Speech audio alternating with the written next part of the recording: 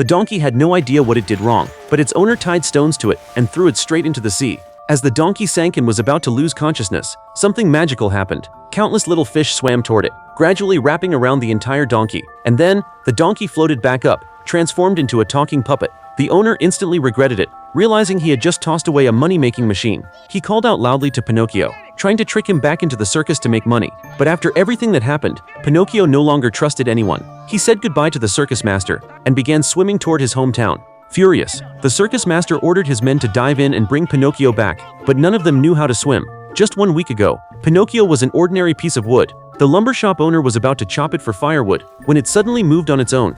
Terrified, the owner stared at the living wood. Just then, a carpenter walked in, looking for a piece of wood to make a puppet. Without hesitation, the lumber shop owner handed him the strange log. The carpenter brought it home and worked through the night. But just as he carved out the puppet's upper body, he noticed it had a heartbeat. He couldn't believe what he saw, but kept working with excitement. After carving the mouth, the puppet suddenly called him Papa. This filled the lonely old man's heart with joy. He rushed outside despite the darkness, telling the neighbors he finally had a son.